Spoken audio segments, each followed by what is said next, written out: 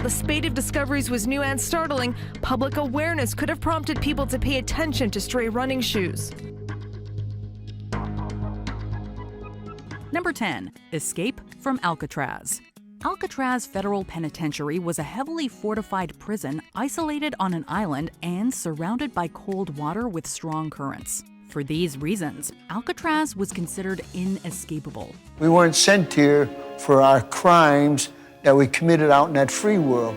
Technically, we were sent here for crimes that we committed in other penitentiaries. But all that changed on the night of June 11, 1962. Clarence Anglin, John Anglin, and Frank Morris fooled prison guards with papier-mâché dummy heads and successfully broke out of the prison. These are the actual heads they made, carefully preserved in the prison archives and rarely seen. The inmates constructed an inflatable raft from their prison-issued raincoats, which they pushed out into the waves, never to be seen again. Although the FBI closed its case in 1979, concluding that the escapees most likely drowned in the freezing waters, no conclusive evidence exists to support that. They mainly cite the fact that after all these years, someone would have come forward or left a message.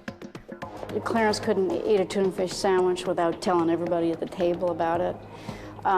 They were loudmouthed, boastful, braggy. There have been reported sightings of the men around the world. There was a lead that was chased down in Brazil. We were told again by a tipster that they had in fact seen these individuals at a bar in Brazil. Number 9. Disembodied feet. While it stretches one's imagination, I can certainly tell you that I've never run across something like this. In August of 2007, a young girl discovered a sneaker with a full human foot inside on the shore of a beach in British Columbia, Canada. This subsequently led to a series of discoveries of other human feet in shoes on coasts in British Columbia and Washington in the United States. This could be a serial killer, somebody who right now is underneath the radar. But physical anthropologists caution that while the spate of discoveries was new and startling, public awareness could have prompted people to pay attention to stray running shoes. At least 20 feet have been discovered, with the most recent at the time of writing being found on New Year's Day 2019.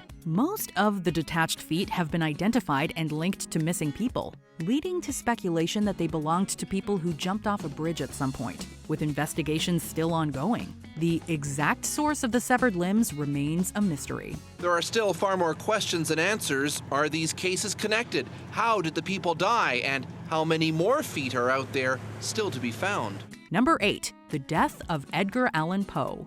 We don't have a single piece of information about what he was doing. Prolific writer and critic Edgar Allan Poe led a remarkable life that came to a mystifying end on October 7, 1849. 10 days prior, Poe embarked on a journey from Richmond, Virginia to New York City, but was later found in Baltimore, Maryland. He was in a state described as, quote, beastly intoxication, and wearing tattered clothes that did not belong to him.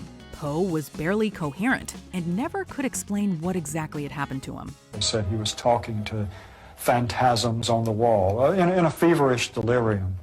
And then, of course, early Sunday morning, October the 7th, about 5 o'clock in the morning, he regained consciousness. And he said, "God help my poor soul."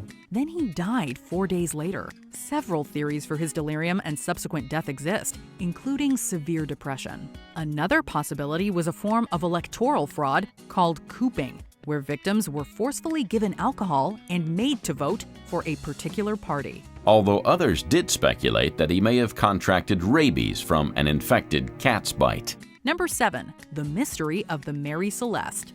In November 1872, the Mary Celeste embarked on her most eventful voyage with Captain Benjamin Briggs, his wife and daughter, and 7 crew members aboard. About a month later, the Mary Celeste was found floating unsteadily on the Atlantic Ocean.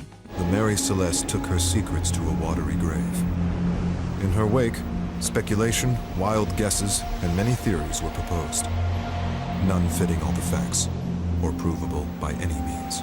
None of the occupants were on board, but their personal belongings and the ship's cargo were fully intact. The ship's only lifeboat had been taken, and the last daily log was dated 9 days prior. The men found working charts, but not the ship's papers, nor her navigational instruments or maps. Otherwise, personal effects did not seem to be disturbed. Although there were no signs of foul play, investigators touted a mutiny by the crew or piracy by other ship crews as possible explanations for the mystery.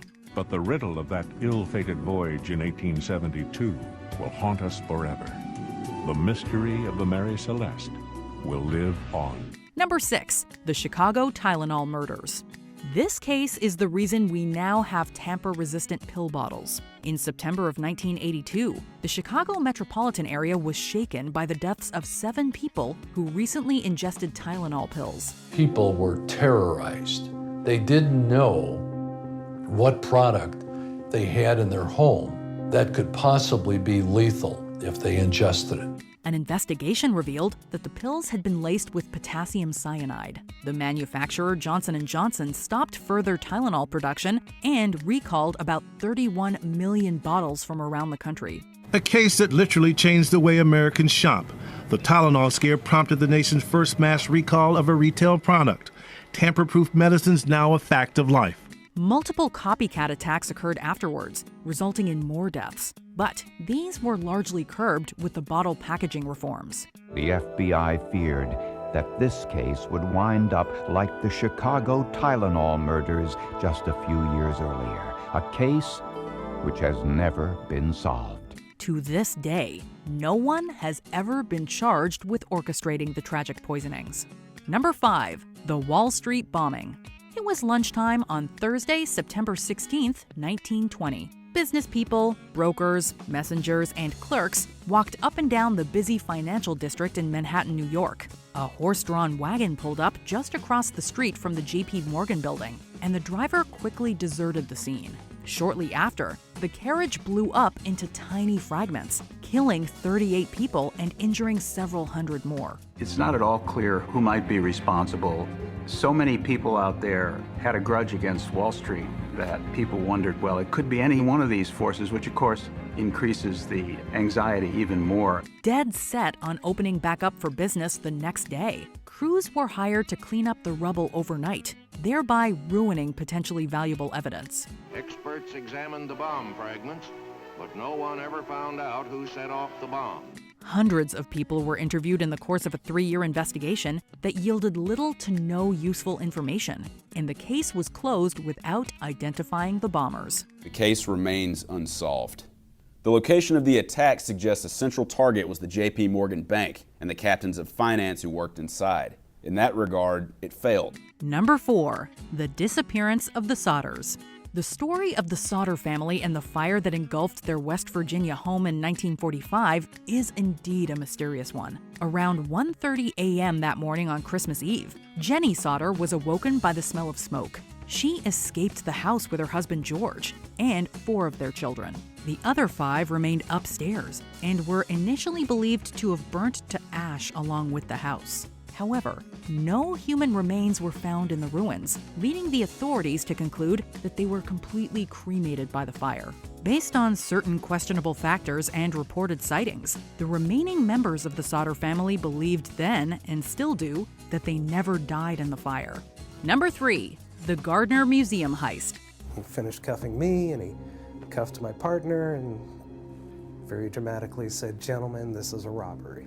In the Isabella Stewart Gardner Museum in Boston, Massachusetts, several empty frames hang in between the many valuable art pieces. These empty frames also once held valuable artworks, which were stolen on the night of March 18, 1990. At 1:24 a.m. that morning, 2 men dressed in police uniforms entered the museum. Thieves came in and they spoke to the guard briefly. They got him to get his partner downstairs.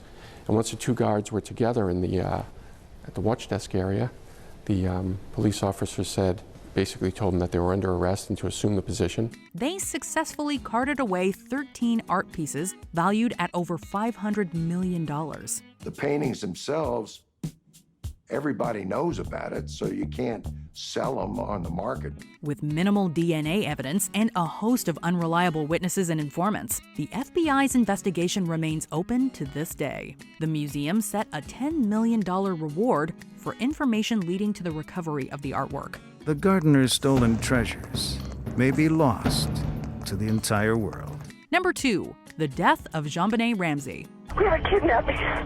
Hurry, please. Explain to me what's going on. Are you Mary Ramsey? I'm the mother. Oh my God!